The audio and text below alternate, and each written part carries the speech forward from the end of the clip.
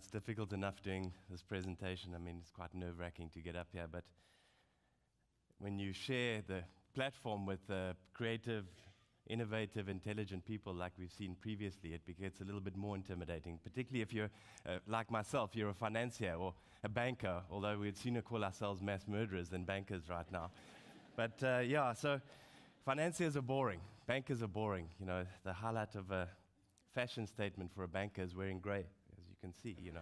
And I've got grey shoes too, and they match, you know. So this is tough. And then to take it a little bit further, they add to the irony by putting me after Africa Burns. I mean, seriously, guys, you know. Can you imagine we get a group of financiers together for a conference in the desert, and we create something first, because we don't build anything, and then we burn it.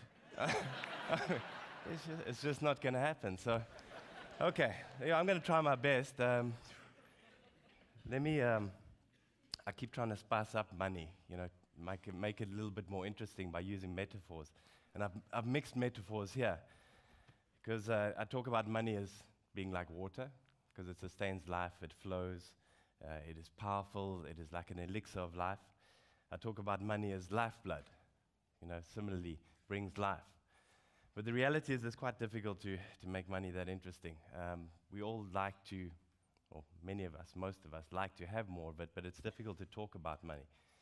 So because of that, it loses a lot of its substance and meaning. So for a second, I'm going to digress at the risk of invoking the gods of drumming and taking too much time. But the first speaker today, the video speaker, made me think about something for myself, and that was the concept of vulnerability and how I got to where I am today.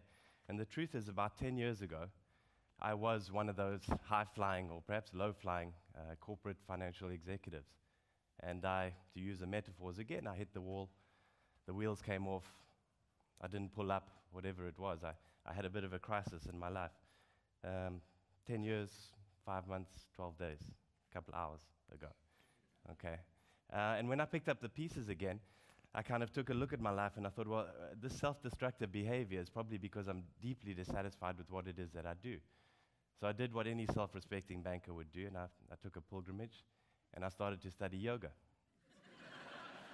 So I became a yoga teacher. I took it that far. You know, I'm kind of a bit obsessive-compulsive. Many bankers are like this, and logical, analytical. So I thought, if you're going to do it properly. Do it the best you can. And I came back to South Africa, and I opened a yoga studio, and I started teaching yoga, and I practiced yoga, and I did it for 2.5 hours a day, every day, 6 days a week, and I meditated. I did everything I could. And that, as a business, which was a mistake I think I made, didn't work. So it's funny that. There weren't enough people that had hit the wall, I guess. So it didn't work as a business, and I got pulled back in the vortex of financial services, and that's where I work again today, but in a different way, in a different context. And I'm kind of trying to imagine that there's a different kind of financial services world that exists or can exist out there. So consultants always use 2x2s. Okay, it helps us like deconstruct the world. So here you have things that make money and have low, I'm being generous there because most of it has negative impact in the world. So it has low impact and makes money. And that's where the bulk of the money resides. Okay, and the money is electronic money. Probably about 4% of money in the world is real cash money, and the bulk, the rest, is electronic money. The area I want to talk about is not philanthropy. Okay, this is where it doesn't make a good return, or very often doesn't make any return, but has good positive impact, we hope. The area I want to talk about is here, where there's commercial returns, which may not be as good as the mainstream area of the market, but they still make commercial returns and they have significant positive impact. So either social, societal, environmental, and/or cultural impact is made with the use of that money. And I'll give you examples of it later, but to think of it in significance, I'm not talking about the whole of mainstream shifting to sustainable finance. If 1% of assets under management were to shift into this area, we would have the equivalent of about $2 trillion to play with. Play with, I mean to use and deploy in pursuit of solving some of the significant challenges and problems that we have in the world today. Why would we do this? We do this because it's better for us. Because we will live healthier, happier, better lives. So there's good reason, there's good motivation to think about doing this. Remember I said earlier, we only need 1% of the assets to shift. And the reality is that 1% of assets can make a significant difference in some of the challenges that we have. So for social entrepreneurs, these issues are challenges that they can see as opportunities. They can deploy businesses in pursuit of making meaningful impact and returning commercial return out of solving some of the problems in the world today. And we don't need a lot of money, and we don't need a lot of money in order to make significant impact. So if I put it to numbers, which again, we are wont to do as financiers, if 1% of money were to move, it would probably catalyze another 9% of commercial money because it de-risks the opportunity in social and environmental challenges. So let's say 10% of money moved. And if 10% of money moved, solving many of these problems would be well within the means or capabilities of that money. I think that money is critically important. I mean, I think that previously in the old world, money was created by us to grease the wheels of the economy. But increasingly, money is central to the economic and financial system. I don't see that as changing. We can throw stones at it, but it makes more sense to me to reinvent that, to finesse it, to change the inflection point. So the previous speaker talked about moving the Titanic, and that's a great analogy. How do we do that? We do that by working at providing financial capital to projects and businesses that promote or do not harm economic prosperity, environmental protection, and social justice. It's happening, but it's not happening. So we can, if I have enough time, we'll talk a little bit about that. But the reality is there's significant barriers to that change taking place. And I don't want to undermine them, but I want to concentrate on 3 significant barriers. And the picture I use there is of a mouse and an elephant, and there's a YouTube Mythbusters clip, which is fantastic, and they actually prove that this is true, that if you put a mouse in front of an elephant, it gets a hell of a fright and changes direction. We need more mice in the economy. The mice are the sustainable finance companies that antagonize, that are protagonists, that do things differently, and they can continue to be small, but they will shift the big elephants, hopefully. In order for the mice to be there, though, we need the barriers to be broken. We need the inertia to be broken, because many of us, like I said earlier, we don't like to talk about money, and we use money. So we have transaction accounts, we have savings accounts, we have retirement monies, we have unit trusts, we have all of these things. But how many of us question where that money goes? It's our money. How many of us interrogate the financial institutions that are custodians of our money to find out what they're investing in, what they're propagating, what they're allowing to happen with your money? Not many, I would argue. Failures will be seized upon. So there was a failure of a solar company in America. Everybody makes a big issue about the fact, solar doesn't work, it's not commercial, it's inefficient. Look, this company failed.